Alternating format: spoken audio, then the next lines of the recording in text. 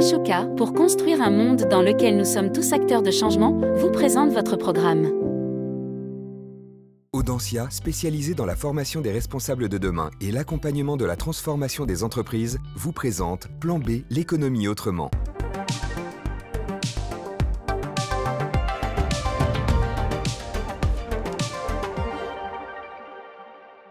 On vous a dit que l'industrie textile, c'est 10% des émissions mondiales de gaz à effet de serre, que les 2/3 de nos vêtements sont synthétiques et donc issus du pétrole, et que lorsque ces matières artificielles sont lavées ou jetées, elles relâchent 35% des microplastiques qui empoisonnent la planète, l'équivalent de 50 milliards de bouteilles plastiques par an. Bonjour et bienvenue dans Plan B, l'économie autrement. Un textile plus durable, c'est possible. Le problème, c'est que nos vêtements parcourent 20 000 km avant d'arriver dans nos placards. La première chose à faire, c'est donc de retrouver une production locale et des fibres moins polluantes.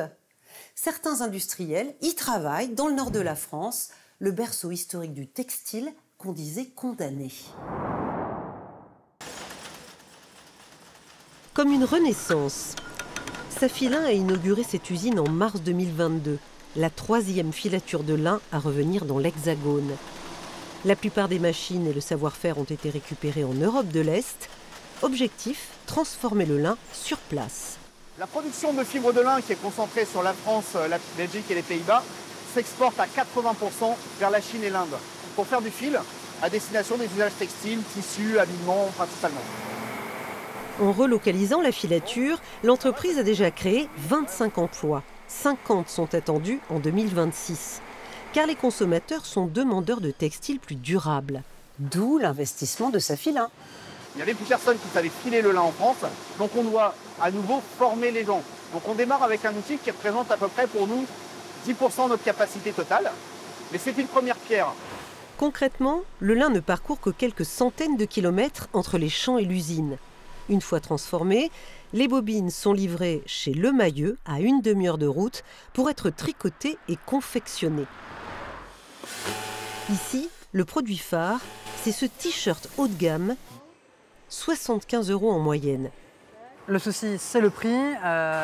C'est filé en France, donc c'est forcément un peu plus cher qu'un fil qui va être filé en Chine. Un prix inabordable pour la grande distribution. Kiabi, Auchan, Carrefour, Jules, Le Mailleux discute avec ses gros clients pour leur fournir des t-shirts moins épais, plus simples. Mais pour l'instant, le lin ne représente que 7% du chiffre d'affaires. La moitié de la production reste le coton, mais du bio labellisé GOTS. Voilà, ça c'est du coton, du coton, du coton. Il y a 0 intrant donc pas d'engrais, pas de pesticides. On va venir vraiment contrôler en fait les conditions de travail des travailleurs. Problème, ce coton bio parcourt de longues distances. Il arrive d'Inde ou au mieux de Turquie. Reste que 70% de l'impact carbone d'un produit réside dans sa fabrication. Pour Martin Brevard, le plus important, c'est de transformer localement. Un produit qui est fabriqué de la même manière que chez Le Mailleux, à savoir du tricotage jusqu'à expédié chez le client, ça va émettre entre 2 et 4 fois moins de CO2 qu'un produit similaire fabriqué en Asie. Pour minimiser ses déchets et son impact, l'entreprise a créé sa propre fibre, la Pure, un mélange de chute de coton GOTS, de matière vierge et de cellulose de bois. Pour l'instant, la Pure ne représente qu'1% des ventes.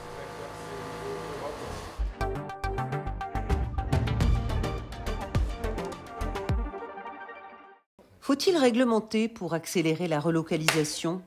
Je ne pense pas que la norme et la régulation soient une solution pour la relocalisation. Au-delà de l'impact environnemental, de la mode dont on parle beaucoup, aujourd'hui on a un vrai sujet qui est le respect des droits humains. Le fait que les entreprises soient responsables de leurs fournisseurs et de leurs fournisseurs de rang 1, de rang 2, de rang 3, ça va forcer les entreprises à s'occuper de cette relocalisation. Et le fait qu'on accélère sur cette prise de conscience fait qu'on va aller vers une relocalisation. Les fibres locales ou naturelles, c'est l'avenir ? On a 70% des vêtements aujourd'hui qui sont faits en fibres synthétique, c'est-à-dire fait à base de pétrole. Ce qu'il faut retenir sur les matières, c'est que évidemment, il va falloir réduire l'impact environnemental des vêtements en soi. Le recours à des nouvelles fibres, lin et chanvre par exemple, sont évidemment des opportunités pour les marques et des opportunités pour les industriels. Il n'empêche qu'aujourd'hui, le vrai sujet textile, il est dans la surproduction et la surconsommation. Et la teinture, est-ce qu'on sait faire local et durable? Le sujet de la teinture, naturelle en l'occurrence, c'est sa longévité dans le temps. C'est-à-dire qu'aujourd'hui, le fait est que les teintures synthétiques issues de la pétrochimie durent beaucoup plus dans le temps. 99% des teintures aujourd'hui sont issues de la pétrochimie. Il n'empêche que la teinture reste réglementée. La norme REACH en Europe encadre les activités industrielles et typiquement par rapport à la relocalisation, on a aujourd'hui la chance, quand on produit en Europe, d'avoir un certain contrôle, ce qui n'est pas forcément le cas dans d'autres pays et dans des productions au grand export.